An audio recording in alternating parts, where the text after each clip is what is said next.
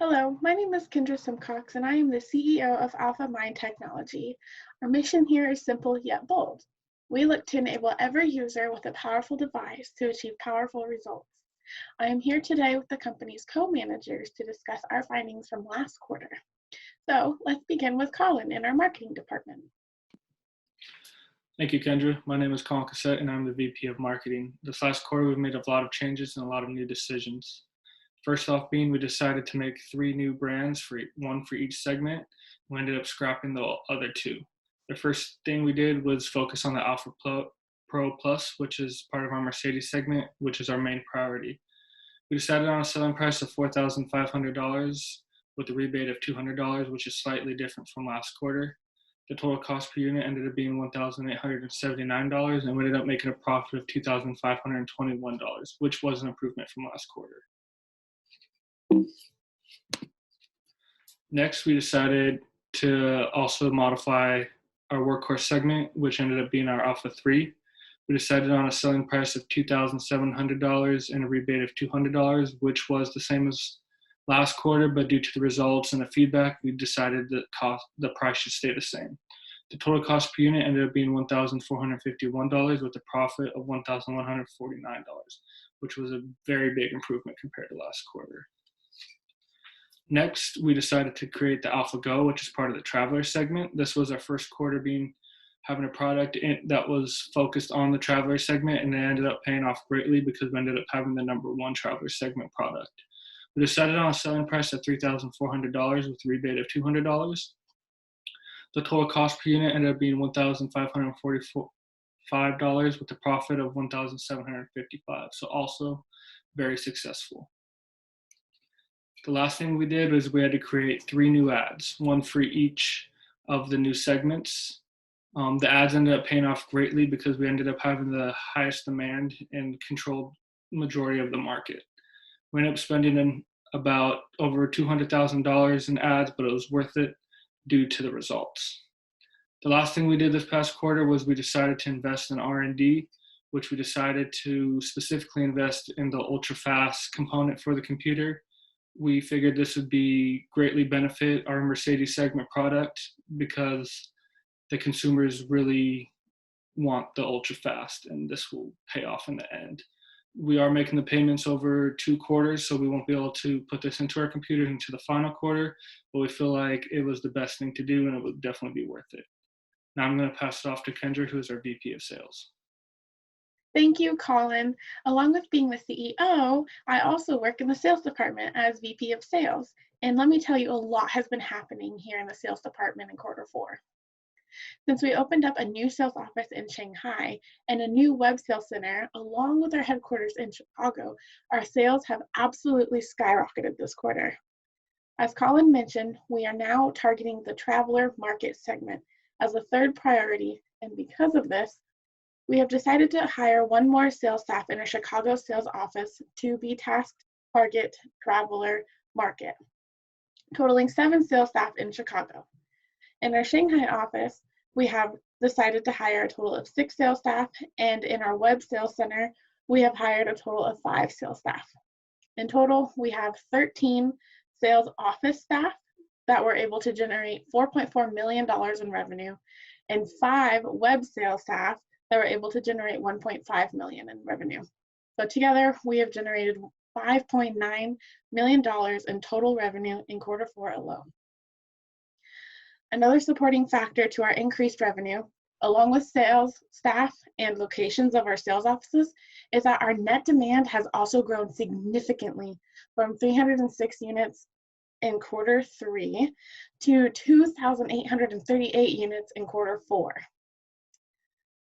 Like I mentioned last quarter, we did not experience any ill will this quarter due to stockouts. However, because we underprojected what our demand would be in Q4, we did run into a staggering total of 1,148 units worth of stockouts. Although ill will creates a bump in the road, we will not let this take us down. We are very excited to see that our customers are enjoying our products, and we have huge plans to overcome the loss in demand due to ill will in Q5. Our market share looks very promising as we have completely taken dominance in all 3 of our target markets. And lastly, everyone here in the sales department is enjoying the rapid increase in sales and demand and are very excited to keep rising in Q5.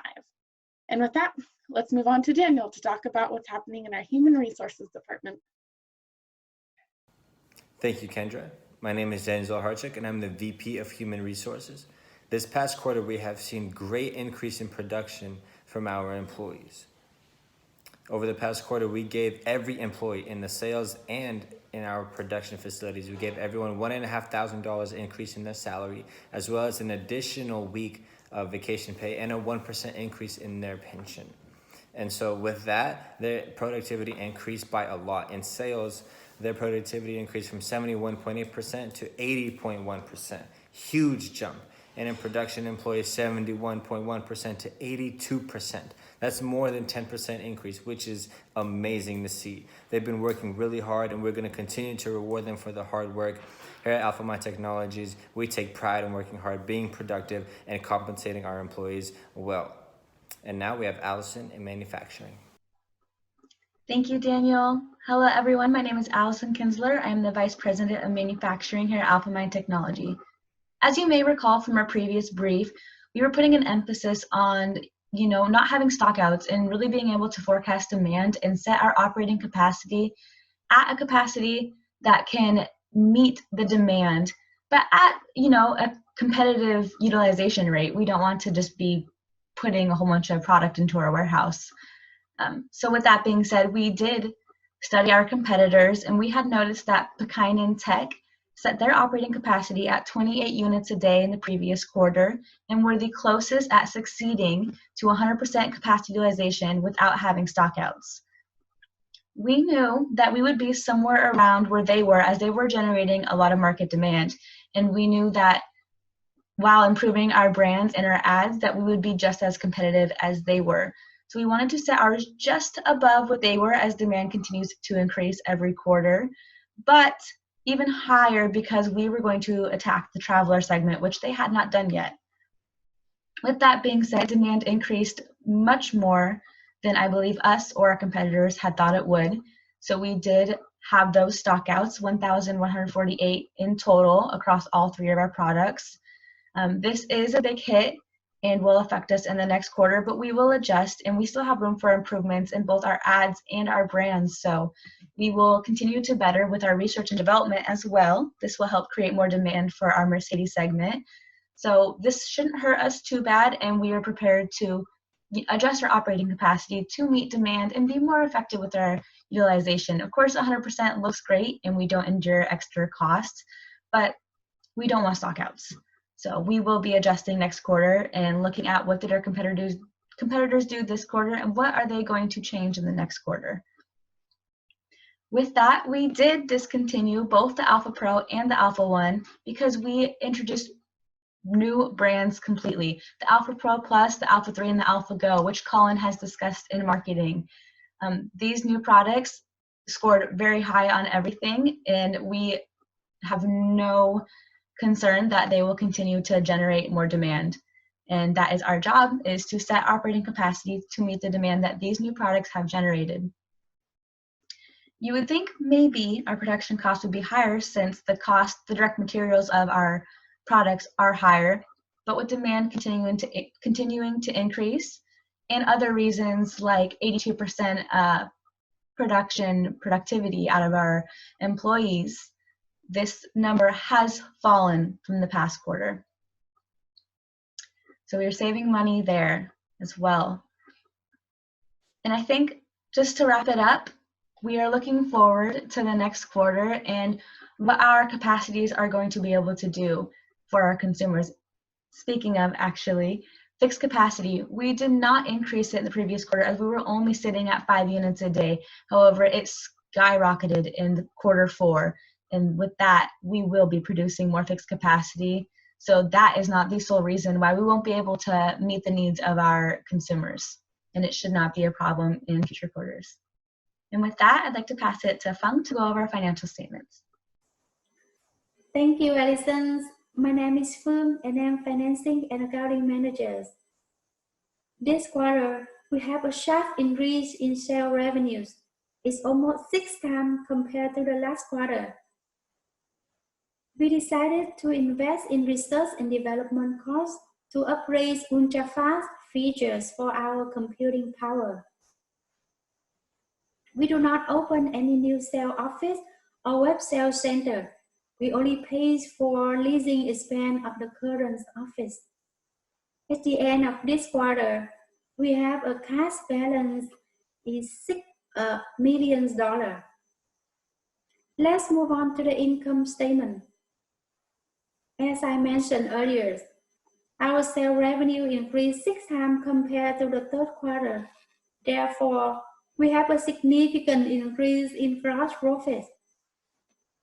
We incurred a new R&D cost, web marketing expense, so our operating profit is about $800,000.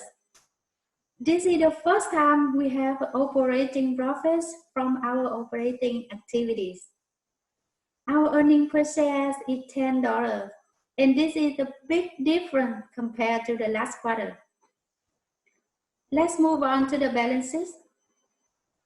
We sold all of our products, so we don't have any finished goods inventory. And we also don't have new investment in fixed assets in this quarter. So in total, our assets is increased 3 times compared to the third quarter. Our common stock increased $4 million from venture capitalists, and in total, we have $8 million common stock. And next, Daniel will take some SWOT analysis for Alphamine Technology. Thank you, Phong. So we have our strengths, weaknesses, opportunities, and threats. A big strength for us is that we retook a big part of the market. Now we're holding the market at 41% in total, which is huge for us. Also, we took our advice and turned one of our opportunities into action. We dived into the traveler market, which became a big strength for us. We did really well in the traveler market. A few weaknesses for us is that we did have stockouts once again at 40%. That is a big number, one that we really wanted to avoid, but we failed to do that.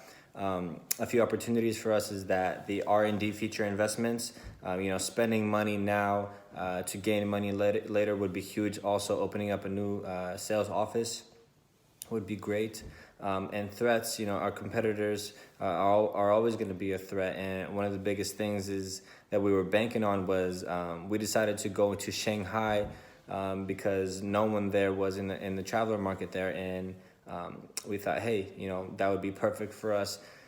Our competitors thought the same way and joined us in Shanghai. So that is a threat also in our advertisements. Our competitors scoring higher in ads. So that is a threat to get our company out there. And now we have Kendra to finish things off. Thank you, Daniel, and thank you to all of our co-managers that are hard at work here at Alphamine Technology. Thank you to the board of directors for continuously supporting us. We look forward to quarter 5. Thank you.